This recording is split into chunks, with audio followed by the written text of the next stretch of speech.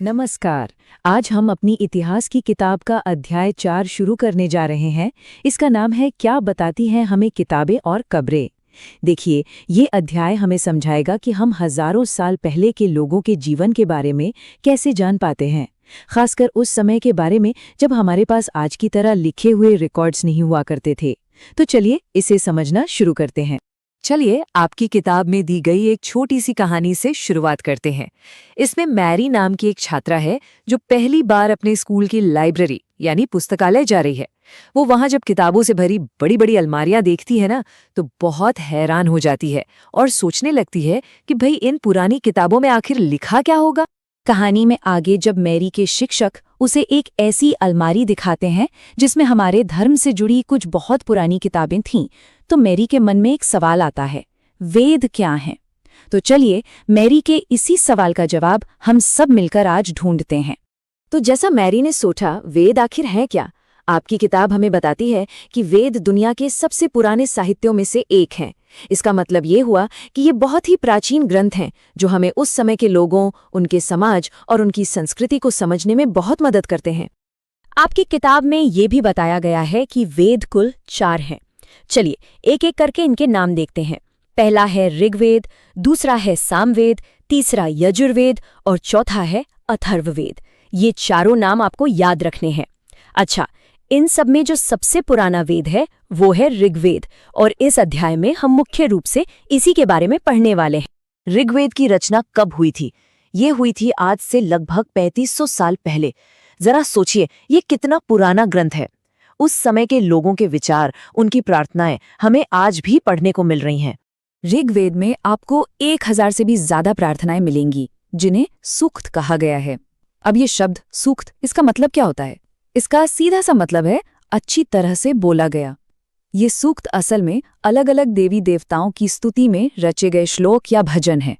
इन सूक्तों में वैसे तो कई देवताओं का जिक्र है, लेकिन 3 देवता बहुत ही महत्वपूर्ण माने गए हैं। पहले हैं अग्नि यानी आग के देवता, दूसरे हैं इंद्र जिन्हें युद्ध का देवता माना जाता था, और तीसरे हैं सोम। सोम एक खास पौधा था जिससे एक विशेष तरह का पेय बनाया जाता था। अब सवाल उठता है कि इन वैदिक प्रार्थनाओं की रचना किसने की? तो ये रचना ऋषियों ने की थी। उस समय के जो आचार्य यानी शिक्षक होते थे, वो विद्यार्थियों को इन्हें अक्षरों, शब्दों और वाक्यों में बांटकर सस्वर पाठ मतलब बोल बोलकर याद करवाते थे। अब यहाँ एक बहुत जरूरी बात आपको समझनी है। ऋग्वेद की जो भाषा है वो प्राक संस्कृत या वैदिक संस्कृत कहलाती है। ये आज की संस्कृत से थोड़ी सी अलग है जो हम स्कूलों में पढ़ते हैं। भाषा में ये जो बदलाव आता है ना, इसको समझना इतिहास को समझने के लिए बहुत जरूरी होता है। अच्छा, अब ये देखते हैं कि जो इतिहासकार हैं वो ऋग्वेद का अध्ययन कैसे करते हैं। वो इन ग्रंथों को सिर्फ धार्मिक प्रार्थनाओं की तरह नहीं देखते, बल्कि उस समय के समाज को समझने के लिए एक बहुत बड़े सोर्स के रूप में देखते हैं, खासकर इसमें जो संवाद या बातचीत दी गई है उसके माध्यम से। एक बहुत ही दिलचस्प बात यह है कि ऋग्वेद को सदियों तक लिखा ही नहीं गया था। इसे सिर्फ सुना और सुनाया जाता था, मतलब इसका उच्चारण किया जाता था और लोग सुनकर इसे याद रखते थे। लिखने का काम तो इसकी रचना की कई सदियों बाद शुरू हुआ। ये जो आप स्क्रीन पर देख रहे हैं, ये ऋग्वेद की एक पांडुलिपि का पन्ना है। ये कश्मीर में भूर्ज वृक्ष की छाल पर लिखी मिली थी, और लगभग 150 साल पहले जब पहली बार ऋग्वेद को छापने का काम हुआ तो इसी पांडुलिपि का इस्तेमाल किया गया था। ऋग्वेद में कुछ सूक्त ऐसे हैं जो बातचीत या संवाद के रूप में हैं। ऐसा ही एक संवाद है विश्वामित्र नाम के ऋषि और 2 नदियों व्यास और सतलुज के बीच। इसमें विश्वामित्र नदियों से कहते हैं, हे नदियों, अपने बछड़ों को चाटती हुई 2 दमकती गायों की तरह 2 फुर्तीले घोड़ों की चाल से पहाड़ों से नीचे आओ। यहाँ आप देख सकते हैं कि ऋषि नदियों की प्रशंसा कर रहे हैं और उनकी तुलना गायों और घोड़ों से कर रहे हैं। इस पर नदियां जवाब देती हैं, हम जल से भरी हुई हैं और देवताओं के बनाए रास्ते पर चलती हैं। हमें एक बार निकलने पर रोका नहीं जा सकता।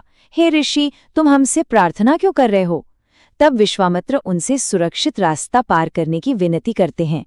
अब देखिए, इतिहासकारों के लिए ये संवाद इतना महत्वपूर्ण क्यों है? क्योंकि इससे पता चलता है कि जिस समाज में ये प्रार्थना रची गई थी, वहां पर घोड़े, गाय और रथ बहुत महत्वपूर्ण थे। चलिए अब ये समझते हैं कि ऋग्वेद में उस समय के लोगों का वर्णन कैसे किया गया है। ऋग्वेद में लोगों की विशेषता बताने वाले कुछ शब्दों को देखते हैं जो उनके काम, उनकी भाषा और उनके समुदाय के आधार पर बनाए गए थे। ऋग्वेद में लोगों का वर्गीकरण उनके काम के आधार पर किया गया है। जैसा कि आप इस तालिका में देख सकते हैं, 2 मुख्य समूहों का वर्णन है। एक थे पुरोहित, जिन्हें कभी-कभी ब्राह्मण भी कहा जाता था। इनका काम तरह तरह के यज्ञ और अनुष्ठान करना था। और दूसरे थे राजा। लेकिन यहाँ ध्यान दीजिएगा, ये राजा वैसे नहीं थे जिनकी कहानियां हम बाद में सुनते हैं। जैसा लिखा है, इनकी ना तो कोई बड़ी राजधानियां या महल थे, ना ही इनके पास बड़ी बड़ी सेनाएं थीं, और ये लोगों से टैक्स या कर भी नहीं वसूलते थे। जिन लोगों ने इन प्रार्थनाओं की रचना की, वे खुद को आर्य कहते थे और अपने विरोधियों को दास या दस्यु कहते थे। दस्यु वे लोग थे जो यज्ञ नहीं करते थे और शायद कोई दूसरी भाषा बोलते थे। यह जानना भी काफी दिलचस्प है कि बाद के समय में दास शब्द का मतलब गुलाम हो। तो अभी तक हम बात कर रहे थे किताबों की, यानी ऋग्वेद से हमें क्या जानकारी मिलती है। अब हम इस अध्याय के दूसरे हिस्से की तरफ बढ़ते हैं, जो है कब्रें। अब हम जानेंगे महापाषाणों के बारे में, जो हमें उस युग की एक बिल्कुल अलग कहानी बताते हैं। आपकी किताब में इन्हें एक बहुत अच्छा नाम दिया गया है, खामोश प्रहरी, यानी साइलेंट सेंटिनल्स। अच्छा, ये महापाषाण शब्द का मतलब क्या है? ये 2 शब्दों से बना है, महा यानी बड़ा और पाषाण यानी पत्थर। तो ये बड़े बड़े पत्थर थे जो दफन करने की जगहों पर लोगों द्वारा बहुत करीने से लगाए गए थे। महापाषाण कब्रें बनाने की यह जो प्रथा है, ये लगभग 3000 साल पहले शुरू हुई थी।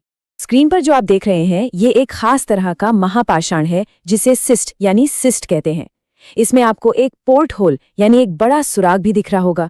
पुरातत्वविदों का ये मानना है कि शायद इसका इस्तेमाल एक ही परिवार के लोगों को अलग अलग समय पर दफनाने के लिए किया जाता होगा, ताकि बाद में शवों को इसी रास्ते से कब्र के अंदर लाया जा सके। पुरातत्वविदों को इन कब्रों से कई सारी चीजें मिली हैं।